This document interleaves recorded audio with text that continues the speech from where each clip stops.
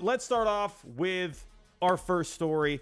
We're going to talk about Juan Soto. Everyone's just wondering what is going on with Juan Soto. Is there going to be a trade? Is there not going to be a trade? Is he going to stay in sunny San Diego? Well, Ken Rosenthal, it's so funny. Every time Ken Rosenthal has an article or something, does anyone else get the notifications for Ken Rosenthal on X, where anytime he posts something, he posts it, he reposts it, he reposts it again. He just finds all these different ways to repost it. It's always so funny. Whenever Rosenthal has something, I feel like I'm just getting destroyed with notifications from him. But when he posted this today, hey, I had to click on it. It had Juan Soto in it, so I had to click on it. But he wrote about a few things, and actually I'm going to go back to this article quite a bit tonight.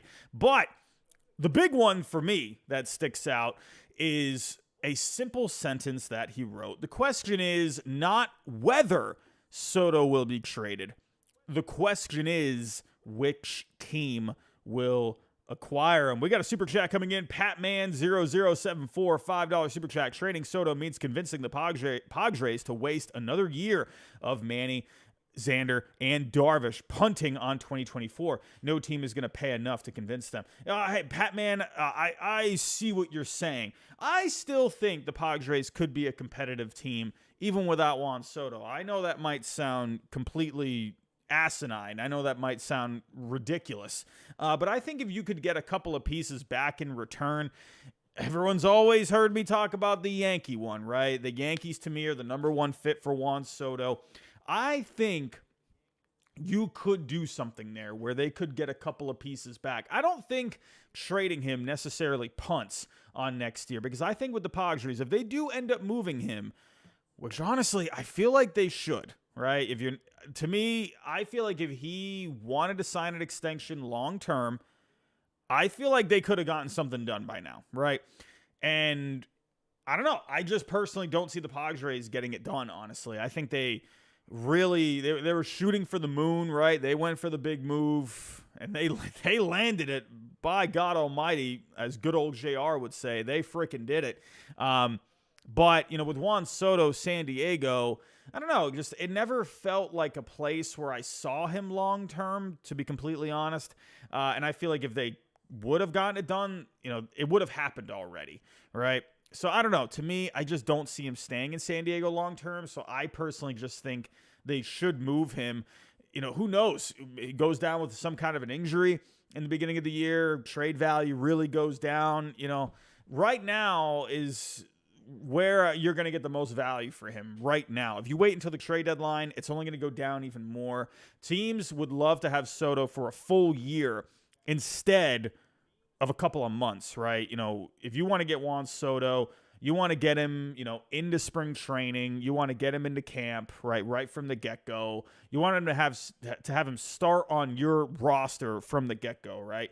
Of course, you would love, to pick up some kind of a player like that at the deadline. But if you could have a choice of whether or not you have him for the full year or the deadline, you would take the full year, right? You want him to help you for the entire season. So I just think he's going to get moved. That's just what I think. I didn't think it was very likely, but when you started seeing the reports of the Padres wanting to clear payroll, right, that would, to me, if of all the guys, right, if you're looking at all the guys where you could move, the most logical one is Soto, right? You're not going to be able to move Manny Machado. You're not going to move Xander Bogaerts after just signing him. Fernando Tatis Jr., that's your superstar of the future. You're not moving him.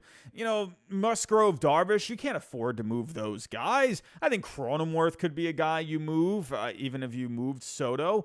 But when it comes to all the guys, when you look at the salary, the expected salary of Soto for next year, $33 million, it just makes a lot of sense to move him, right? Their payroll, they want to be around that $200 million mark.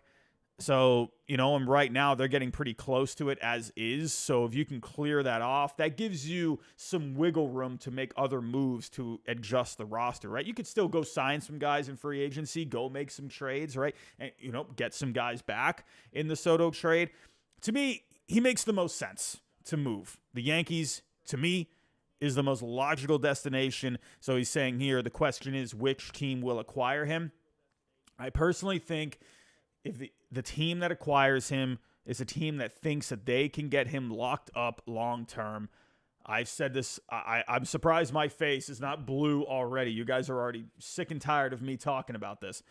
The Yankees are the number one fit. I'm sorry. The Mets, I think you can make an argument for too, but I don't know. I just look at the legacy of the New York Yankees. I look at the history of the New York Yankees. I just obviously look at where they rank as a franchise in the world among sports franchises, right? It just makes so much sense, right, for Juan Soto to go to the Yankees, sign something long-term. Everyone thinks, everyone has this thing. If you're a Scott Boras client, you're going to free agency. There have been times before where they have signed an extension, right? It's not like Scott Boras is completely against it.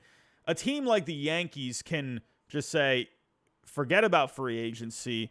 We have the money for you. You don't need to go to free agency because we're going to give you a deal that you're looking for, right?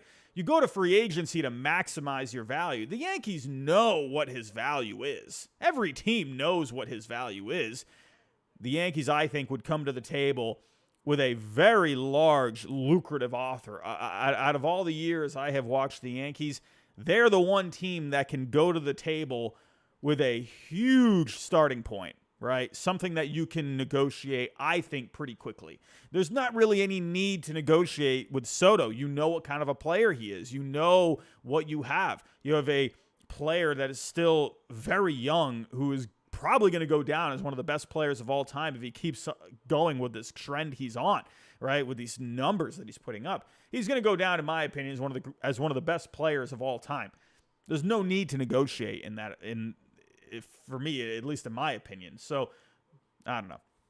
But Soto, that is the big one that came out for today. Again, Ken Rosenthal saying it's not whether he will be traded, it's which team. All right. Could he end up staying with San Diego? Sure.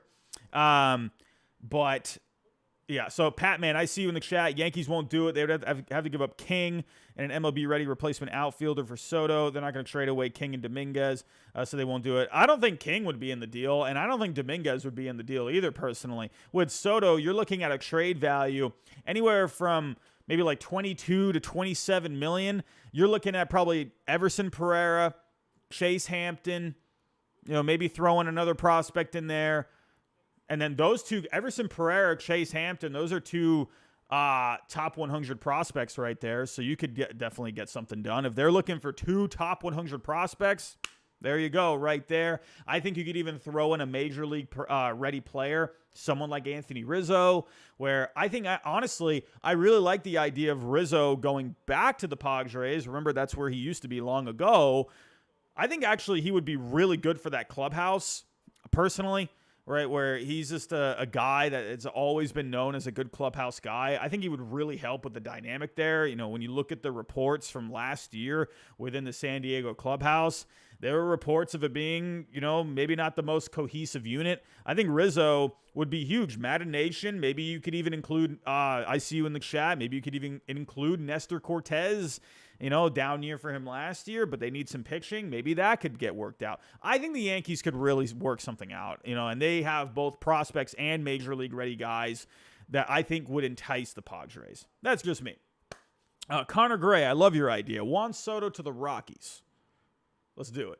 Hey, Larry Walker was once a Rocky. Let's get Juan Soto over there as well. But let's move on here. Let's move on. It's nothing completely huge or substantial or imminent with Soto, but the reporters out there are starting to pretty much come to the realization, the big names too. It's not just Rosenthal, it's Passan as well. Passan has said the same thing. I feel like when those guys speculate, it's only a matter of time before those guys get traded. When you get Passan that speculate, Passan's not going to go out there and speculate heavy on someone like Soto if he really feels like something won't get done, right? So the fact that these two guys are saying stuff like this, I think it really has a lot of weight. Jack Strickland, $1.99. Do you think the Cardinals trade or sign another starting pitcher? I think they could definitely trade for one.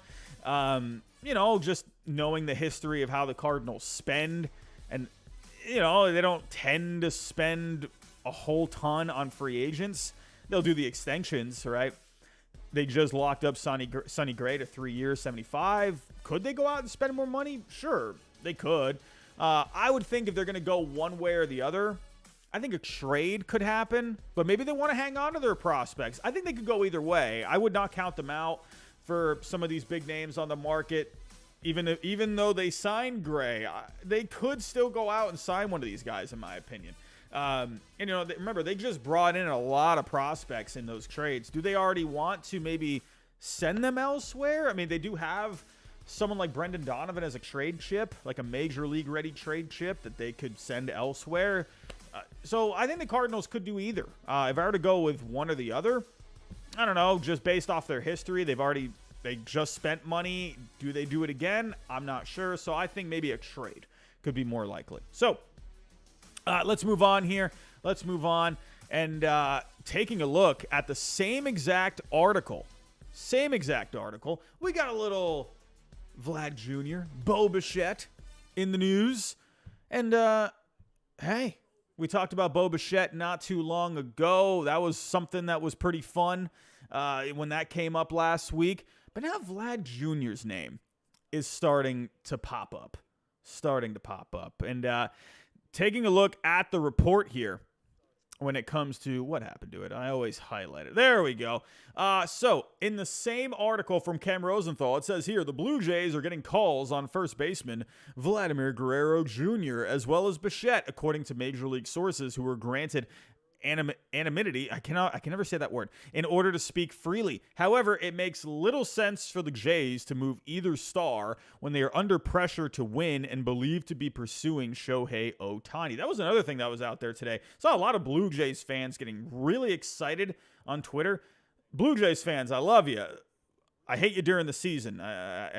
No, we're rivals during the season, but I always love it when there's a rumor.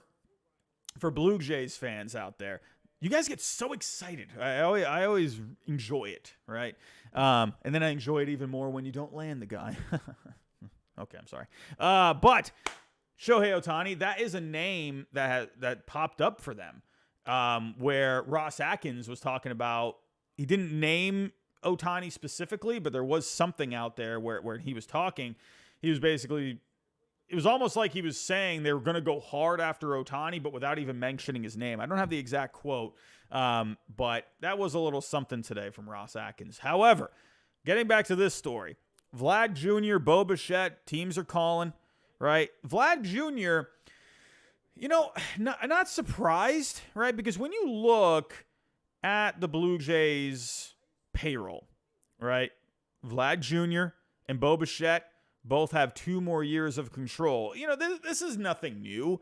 We've seen guys when they are coming closer and closer to free agency, you tend to see these kind of rumors pop up. Vlad Jr. had a bit of a down year last year when you compare it to his normal numbers, right? 2021, he had a pretty solid year. I mean, my goodness, he was really good.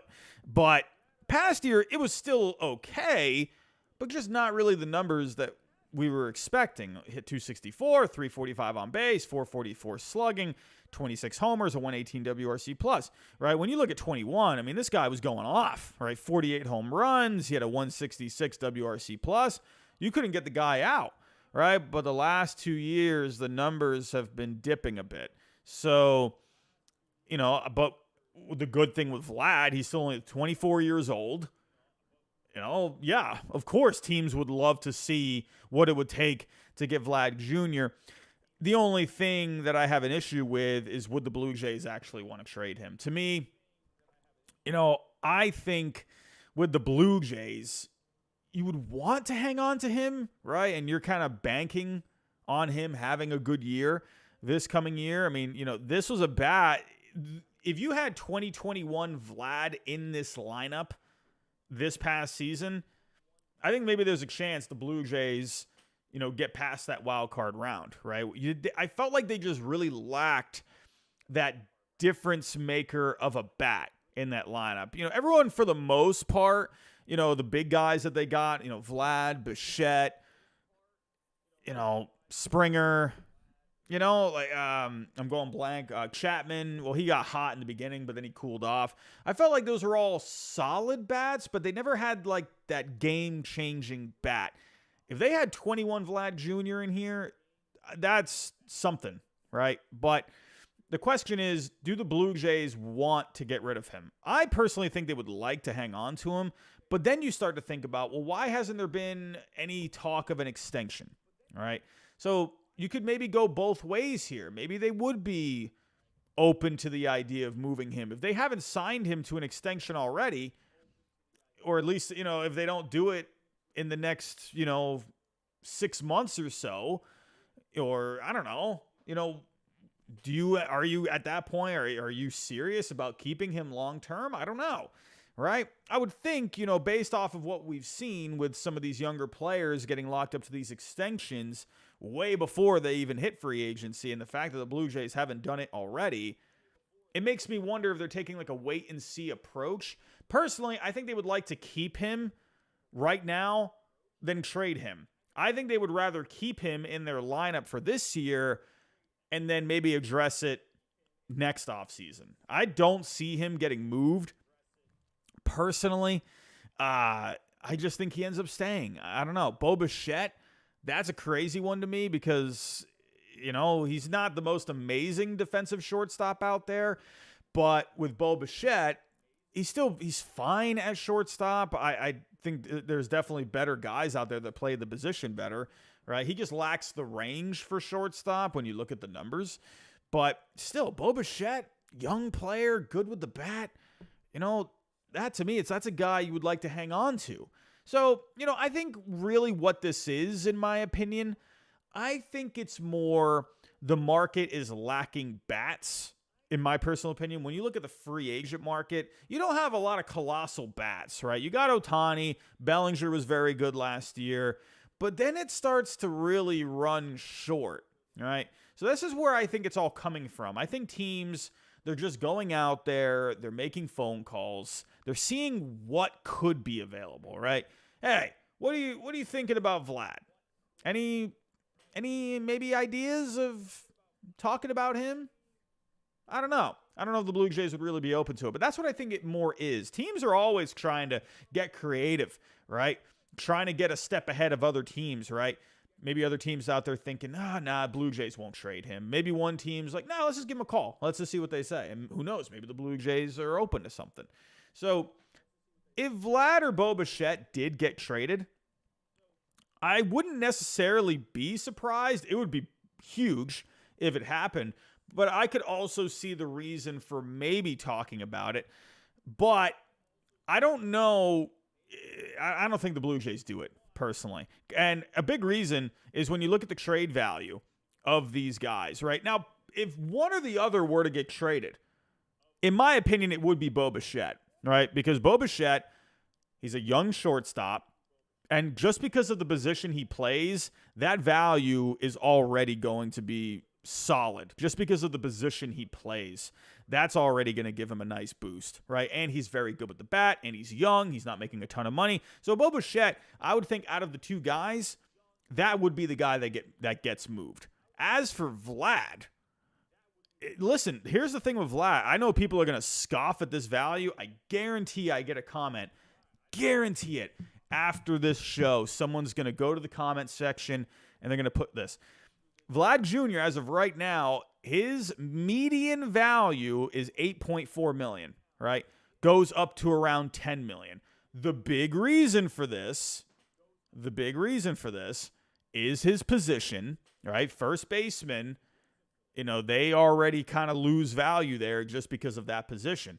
And if you look at the numbers the last couple of years, they have dipped. Right? So some people are thinking, no, he's not worth that. He's worth way more. To be honest with you, I could see an argument for maybe getting this up a little bit, maybe in the 12 to 15 range.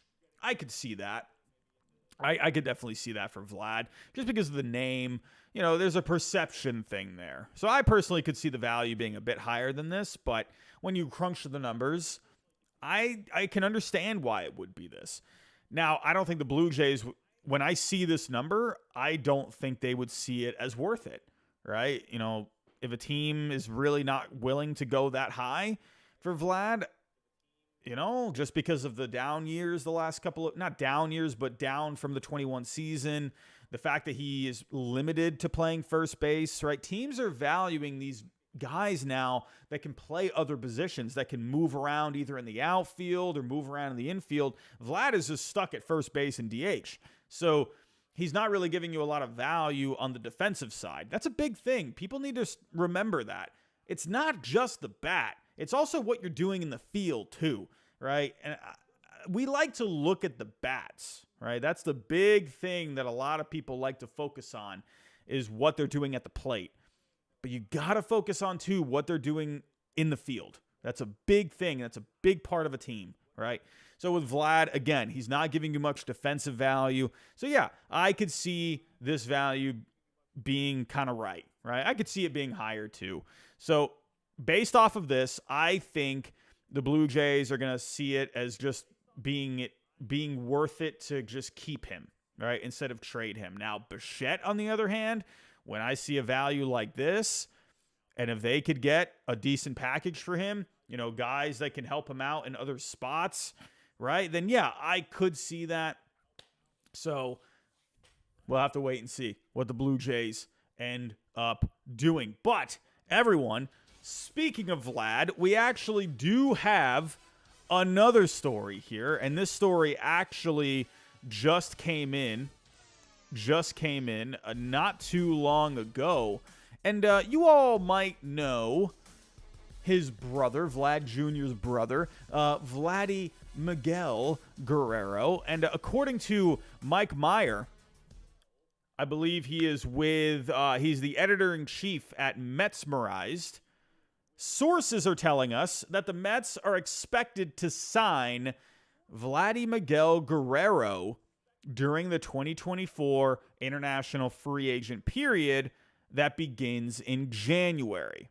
All right, so in case you haven't already figured it out, Vlad, I think I already said it, Vladdy, he is the son of Vladimir Guerrero and the brother of Vlad Jr. So this is pretty big news, that the fact that the Mets are expected to sign him. I always love international free agent time. I think that's an underrated part of the offseason. But this is big news, right? This is a kid who's got a very similar build to his brother Vlad Jr. Already, he's got some beef on him already. He's got a hellacious swing already from the left side. That's another thing to think about, right? He's a lefty too. Man, a lefty that can mash up there. That sounds pretty exciting if you ask me. But if it is indeed true that the Mets have landed him, that's awesome, right? Look at the Mets, man, with what they've been doing, bringing in these prospects, and now they're expected to bring in the brother of Vlad Jr. That's pretty nice, man. That's not bad. And I like the direction the Mets are trying to take. Hey, huge get for them if this is indeed true. And let's take a look here at our next story. We're talking more trades. We're very heavy on the trades tonight. Not a whole lot of free agent stuff out there tonight. We're very big on the trades. But we got some pictures out there on the rumor mill. Let's start with Dylan Cease. We did talk about Dylan Cease last night with the Braves being connected. And once again, the Dodgers are popping up for Dylan Cease, according to Bob Nightingale. We did see a report not too long ago of the Dodgers and Dylan Cease, and it's coming up again, right? And it's popping up in Ken Rosenthal's article. More than a dozen teams have inquired on Cease, with the Dodgers among the most aggressive, according to Bob Nightingale of the USA Today. And, if we're taking a look at the trade value, and we did talk about this last night, so I'm not going to dive too much into this, but I did say last night, I honestly think the Dodgers, they have, in my opinion, the best chance to get him. No disrespect to the Braves. Yeah, sure, you can put together a trade with the Braves. You absolutely could. But the one advantage that the Dodgers have is they just have a deeper farm. They got more to pick from, right? It's like when you go to a candy store, right? Go to I don't know, you just go to a little gas station. They got a few candy bars there, right? But then you go, let's say you go to like a mobile gas station, right? Those little small, tiny places where it never looks good on the inside. It's just, you feel like there's probably roaches everywhere. You don't even know. But then you go to like a Wawa, right? Or you go to like one of those new and improved race tracks that are out there, right? I always love going to Wawa. Something about Wawa just makes me happy. I don't know. Wawa subs, they're just great. The hoagie, so good. But that's like the Dodgers here, right? The Dodgers is like going to Wawa. Like you go into a Wawa, you get pumping gas. Like, oh man, I'm gonna get a sub. Oh, they got some donuts over here. Oh man, look at all these candy bars they got over here. Listen, the Dodgers they got more of it, right? They got more of a selection. They got the good, not just a lot of prospects, but they got some good prospects too. So personally for me, I think the Dodgers have absolutely the advantage to land someone like Dylan Cease. It's going to take you a bit. I actually had, someone on Twitter today saying like, "Oh, Dylan Cease, there was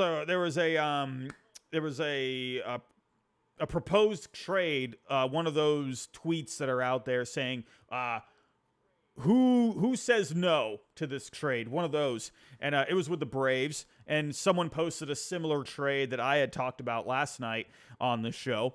And someone put, wow, why would the White Sox or why would the Braves do that? You're giving up way too much, right? And it was a trade that included Vaughn Grissom, Smith Shawver, and there's a couple other prospects as well. And I need people to understand this, right? Listen, I know I'm just a potato that sits at my desk, but the one thing I have learned to understand over the last couple of years, cost-controlled starting pitching that is also good is very hard to come by, right? It's very scarce. It is. This is why you see a big value with Dylan Cease here at right around $40 million for the median. There's not a lot of cost-controlled, good starting pitching out there. Why? I mean, there are guys, but teams don't want to give it up. So it's a very good scenario for teams that are looking for cost-controlled starters that are not just cost-controlled, not just good, but also cheap. Dylan Cease is not a lot when you pay him for his salary. Right? He's not getting paid like some of these other guys out there, right? He's making a little bit, but he's not making, like an astronomical salary. And that's another thing teams love. Cost-controlled starting pitching that is not expensive, right? Dylan Cease checks off a lot of boxes. Yeah, sure. ERA went up last year, but the FIP is still really good with him. Dylan Cease is still going to be a solid pitcher for you for next year. And he eats innings, right? It's a no-brainer why teams want Dylan Cease. So to me, yeah, the Braves, they can definitely put something together, but the Dodgers, they can too. But it's going to come down to what would the White Sox want? What package would they prefer? It's going to come down to simply what do they want, right? And to me, I would think the Dodgers, since they have much more of a selection of prospects, and they really need pitching, they're very motivated. To me, I think the Dodgers are a no-brainer. So I'm not surprised to see that they are aggressive and among the most aggressive. Now, does that mean they are the most aggressive, or are there other teams that are equally as aggressive? To me, I think the Dodgers come out on top. If a team does land Dylan Cease, I think it's them. Right? We saw them connected with Cease back at the trade deadline. Right? So, just saying. Anyway, moving on here. Moving on, we got a couple other pictures in the rumor mill as well. And we did talk about Tyler Glasnow last night. It's actually a funny response to this today. Made me laugh. But not just Tyler Glasnow's popping up, but also Shane Bieber. Shane Bieber, his name is starting to pop up a little bit. And according to John Morosi, 9:08 a.m. this morning, the Cubs and Reds are among the teams active in trade conversations for Shane Bieber and Tyler Glasnow. Hey, nice to see the Cubs and the Reds battling it out in the trade department. I love it. I love it. This guy, I also love this guy's name, Mashed Potato Man. Hashtag Fire Day. I don't know what is even going on. I just like that his name is Mashed Potato Man.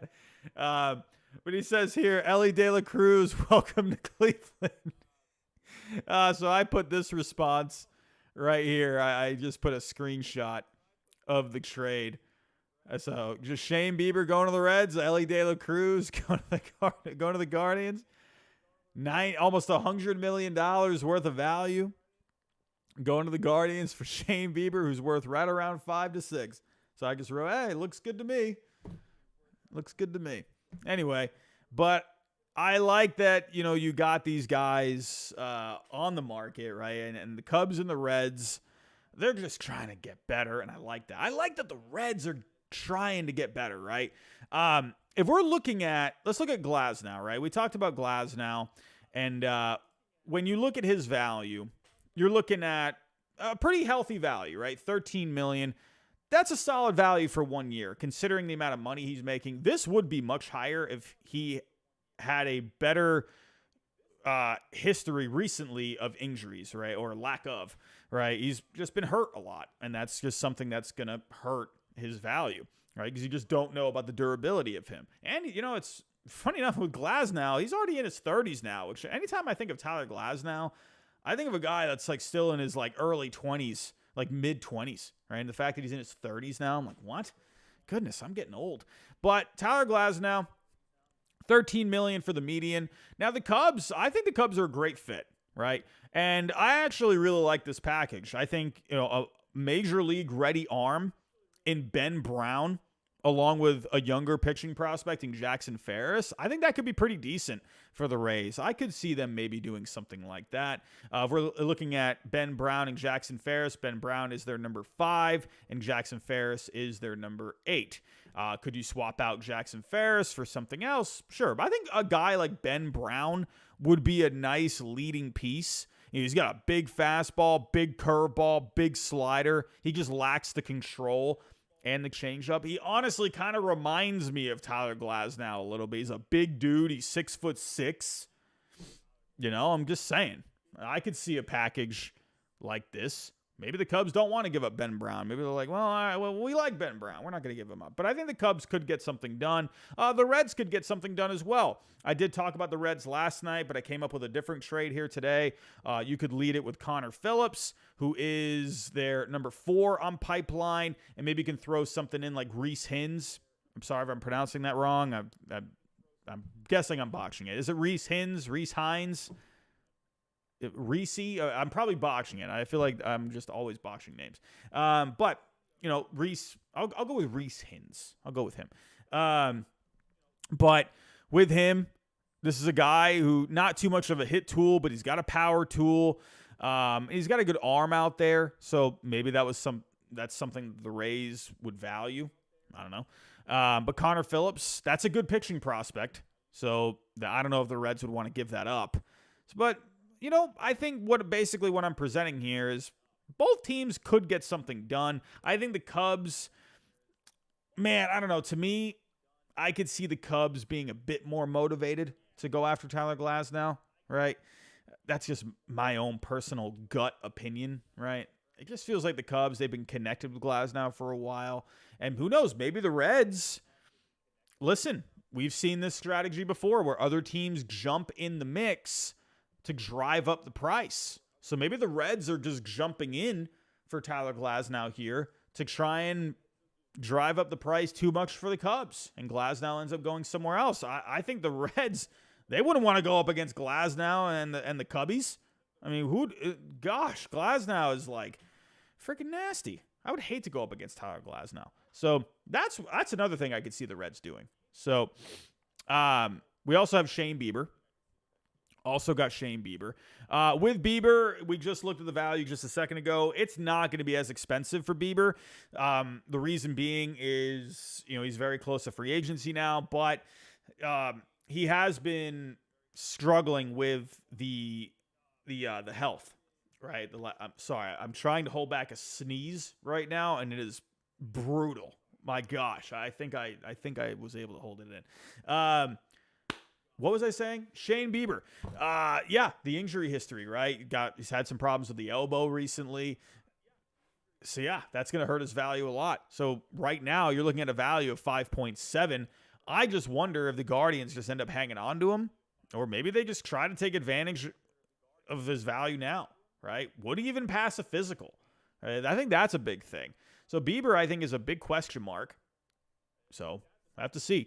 Out of all these, out of these two guys, I think Glasnow is more likely to get traded, in my opinion. And if we're actually looking at outs above average when it comes to the infields, last year the Cubs, they had the best infield last year. Well, they were tied with the Giants and the Royals. Very good defense. Could you imagine if they got Matt Chapman? Oh man, that infield on the left side would be nasty. Are you kidding me? Oh. Good grief. But with the Cubs, a very good infield. Both of these guys get a lot of ground balls. So Glasnow, I think, Glasnow's a guy who gets a lot of ground balls. That's something I wonder, if that goes over people's heads a little bit, because Glasnow, you just think nasty stuff. You think strikeouts, but he gets a ton of ground balls, right? And Bieber gets a ton of ground balls too. But with Glasnow, obviously, he's got such good stuff. You would definitely like to have him. So I could see so many reasons why the Cubs are a great fit for him, because they could use some more strikeouts in their starting pitching. They have a good defense behind him in the infield. So I think that's definitely a possibility. So as for the Reds had a horrible infield last year. Negative 25 defensive runs saved. So they're definitely going to have to get better in that department. So when it comes to Glasnow and Bieber, Glasnow does get more ground balls, but Bieber gets a lot of ground balls too. So I wonder if either of those guys would be the best fit. But if I were to go with either or, I would say Glasnow, just because he gives you more strikeouts, right? So I don't know. We'll have to wait and see. As always. We got a super chat coming in. Maury's Life, $1.99. Something during... what is it? Oh, you had $4.99 here. If Foreign does something during the winter meetings, I will tattoo his name. I mean, listen, I got into it a little bit with a couple of Giants fans. I really ruffled some feathers among some Giants fans with a tweet I did earlier. There was a report. There was also another report where the Giants are really going to go hard after Ohtani and Yamamoto. And I didn't really include that in the news tonight, because we know that. Like, we've already known the Giants are absolutely going to put on a full court press for Shohei Ohtani. That to me was just something, it's like, all right, that's kind of old news. I don't know why that's even coming up, because we already knew it. All right. But I put, to me, and I've talked about this on the show, I personally think the Giants, yes, go after some of the, the top guys, but and let me just tell you what I tweeted. I retweeted I think it was Morosi, and I put, man, the Giants just need to take a different approach. I can't remember what I wrote exactly, but I said they need to stop going after the big fish on the market, right? Because they just swing and miss every single time, right? If you look at Aaron Judge, if you look at Bryce Harper, Giancarlo Stanton, Carlos Correa, it just never works out for the top guys that are on the market. So to me, I personally think go after top guys, but not the very tippy top, right? Go after guys like Cody Bellinger and Matt Chapman, right? Spread the wealth, right? Instead of just going after that big fish and putting all your eggs in one basket. It seems like a strategy that just hasn't worked. Now, I'm not saying they shouldn't go after Ohtani, but I think they should also make sure they're really putting a lot of focus on the lower tier guys, right? And when I say lower tier, you got to remember, Shohei Ohtani, he is S tier. He's even S plus It's Shohei Ohtani. Like, so of course Cody Bellinger is going to be on the next tier down, right? That's what I'm saying. I'm not saying to go after guys like Michael Conforto, Mitch Haniger level. That's not what I'm saying. I'm saying go after top guys, but stop trying to go after like the top of Mount Everest kind of guys. It just never works out. Never works out. Maury's Life. Thank you so much for your super chats. I appreciate you. Everyone, before I get on to a couple of things, I got a little something to present to you. And everyone, we got the holidays coming up. And you all know how much I love baseball trade values.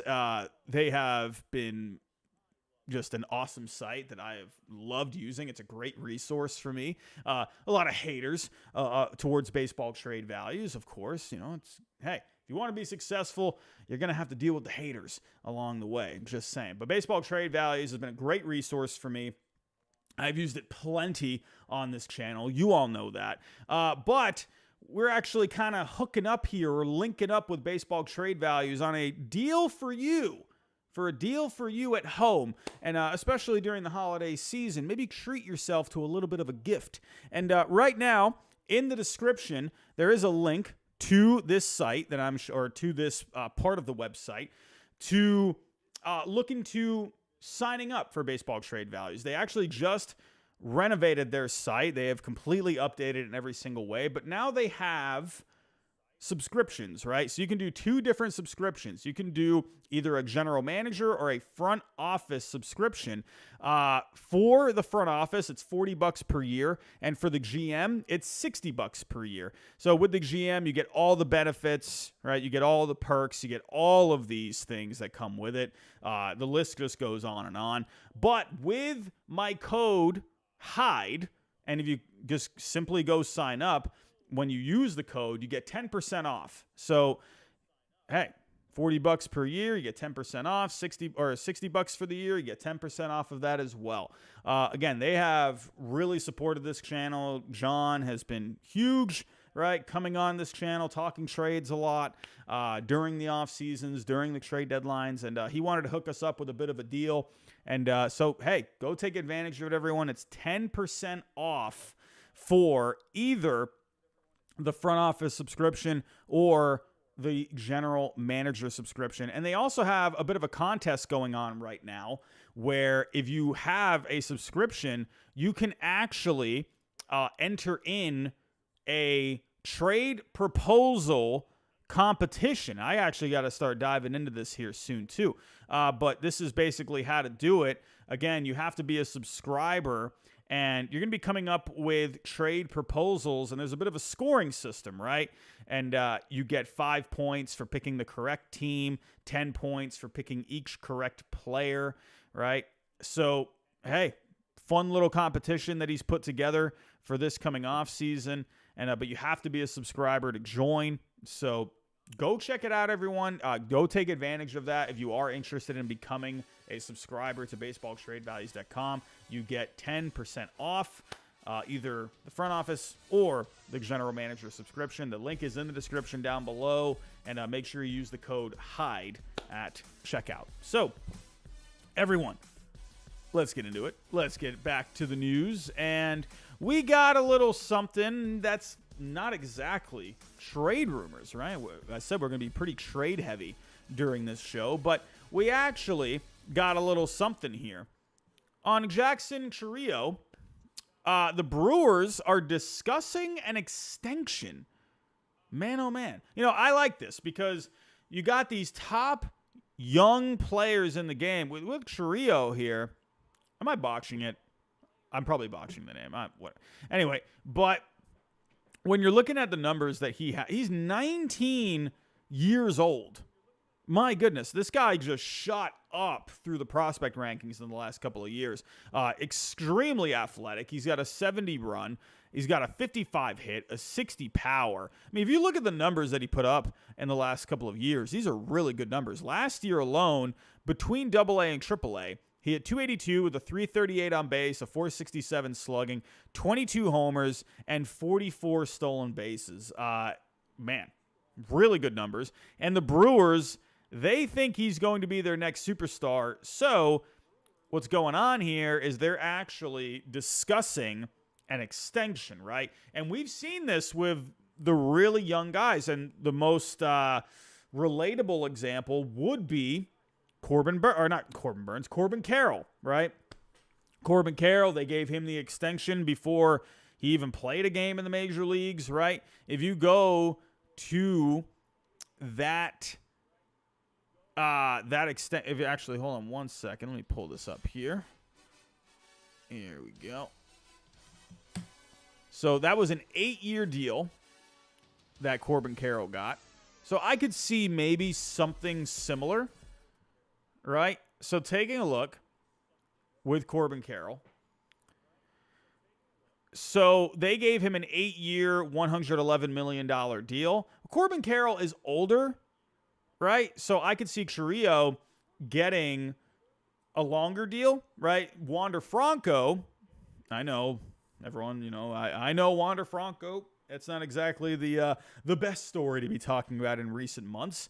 But simply just looking at the contract they gave him an 11-year, $182 million deal.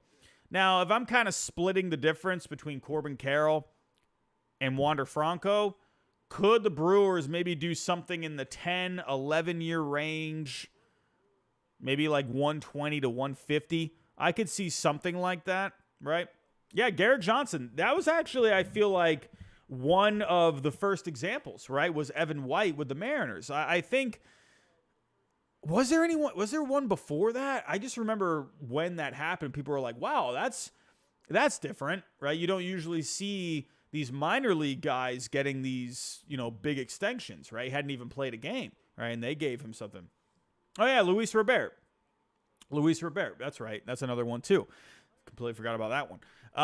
But you are seeing this a lot more, right? Where you're starting to see these really young players before they've even entered the majors, right? Where they're taking a chance on it because they feel like these guys are going to be studs. And I feel like today, when it comes to evaluating players, right, using analytics, I feel like teams are more likely to just know that these guys are going to be good, right?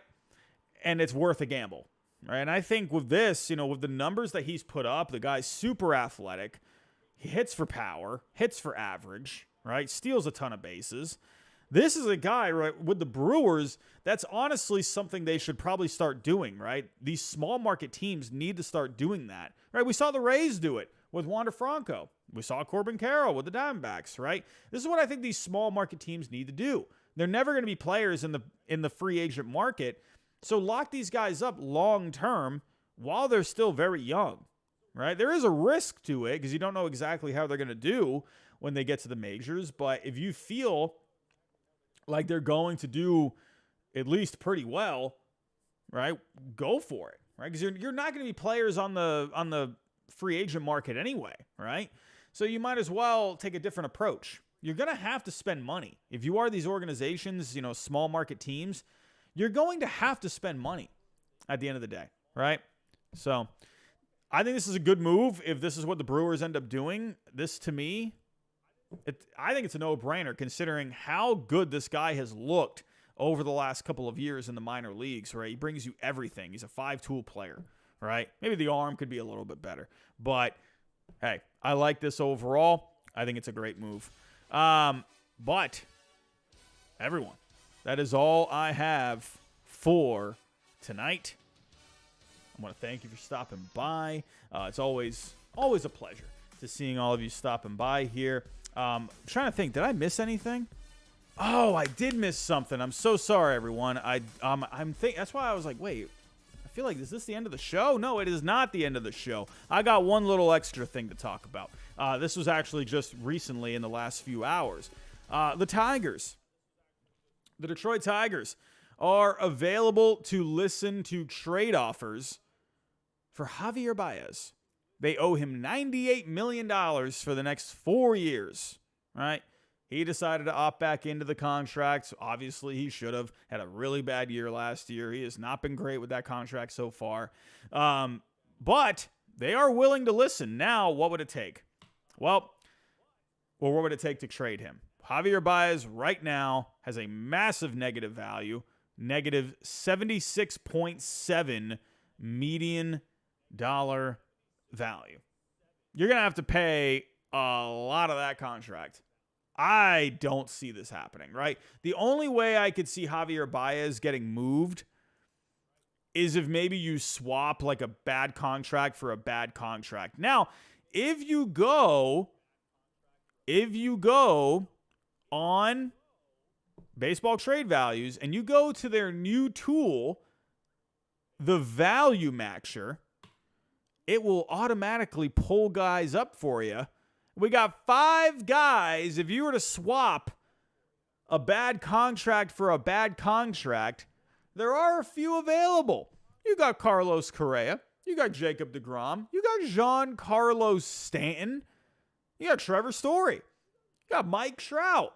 I actually saw someone somewhere on X propose that a Trevor Story for Javier Baez trade. I wouldn't do that. Why would you do that? I don't see the point. I really don't see the point.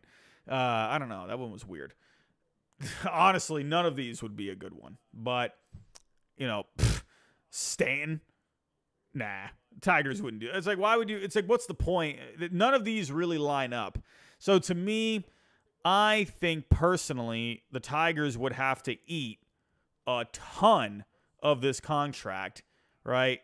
And then maybe you could explore other options, right? Maybe taking another bad contract out there, but not as substantial as the other guys that we just pulled up, right?